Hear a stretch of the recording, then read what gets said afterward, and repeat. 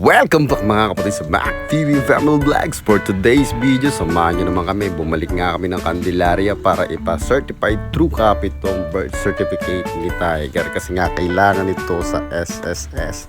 Kasi magtutumas na si Tiger. Hindi pa namin na-file mga kapatid. Ito na nga. Papunta na kami sa munisipyo ng Candelaria mga kapatid. Nag-commute lang kami. Last time meron kami service pero ngayon nag-commute lang kami. Nag-minibus lang kami mga kapatid. Kasi ang mahal ng pamasahe sa Victory Liner. Let's go! Hindi makatarungan pamasahe sa Victory Liner mga kapatid. Kaya nag-minibus lang kami.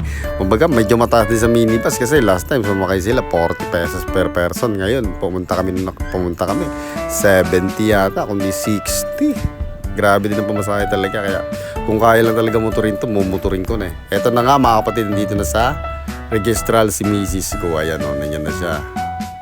Registral office, civil office ng Candelaria mga kapatid. Hinihintay na lang at ipapa-certified na nga itong birth certificate ni Tiger para ma-process na rin itong hinihintay namin sa SSS mga kapatid.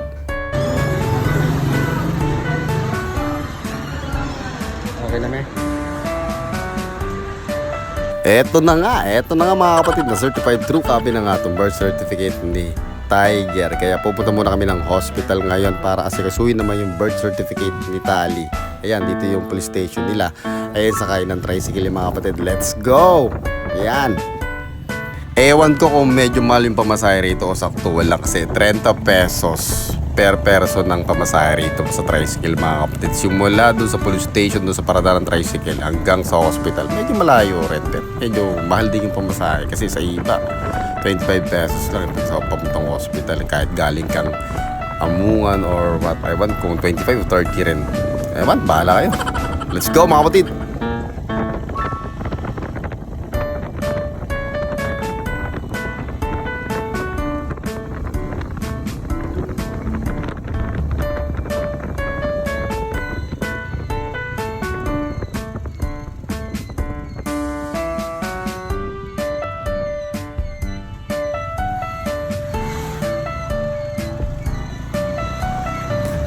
Tignan mo naman mga kapatid kung gaano kataas to, katarik tong papuntang hospital, tong daan na to sa Candelaria. Halos aakaw tong tricycle ni Manong talagang kita mo naman nakapremera lang yata siya rito, halos aakaw. Ang bigat pa namin, dalawa pa kami sa tricycle, o diba? Ito na!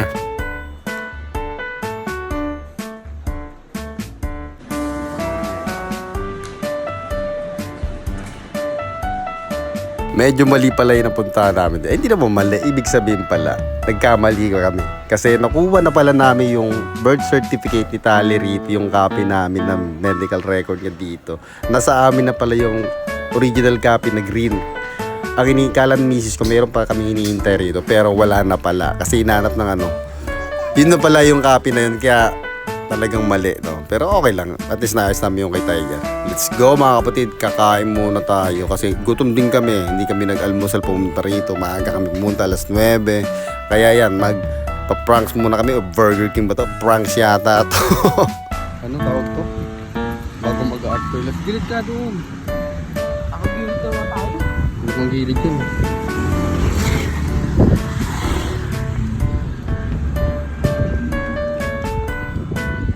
Layo pa.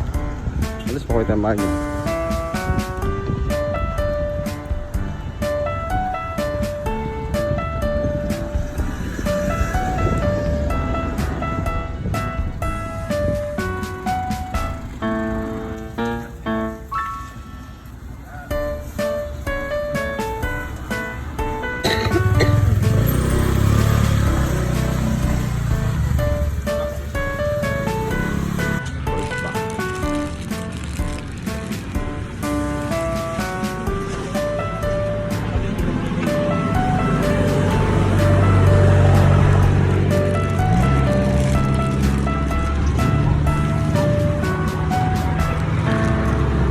Layo mo naman.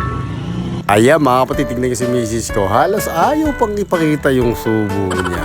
Ewan.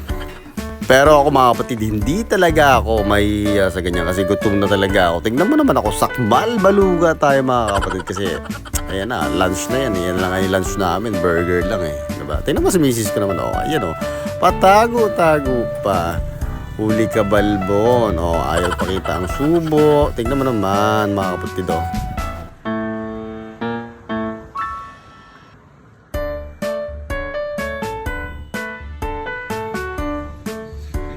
Minsan kaya subukan ko naman magmukbang. Parang pwede sa akin magmukbang dito. Kaya kumubo siguro ng mga 10 pirasong burger na to.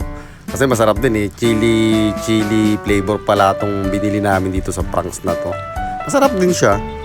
May kalasa siya. Yung may pakpak. Angel's Burger. Parang iisa lang din ang lasa ng pag-burger nila eh. Pates eh, no? Parang gano'n lang din, tinan mo. Pwede ako magmukbang dito, mga kapatid. Kaya pag nag-video ako ng mukbang, support nyo ako, ha. Okay, let's go. Tuloy tayo. May ito kasama ko, mga kapatid, oh.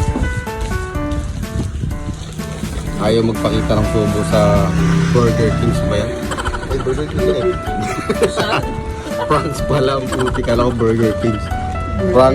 Pranks Burger pala. Ayan.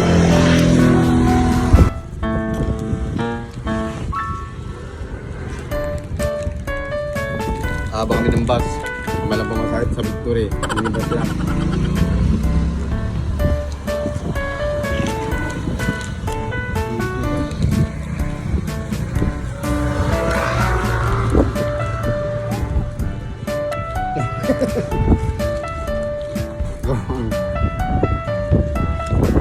Kung naubos nyo yan, isubo ka na subo.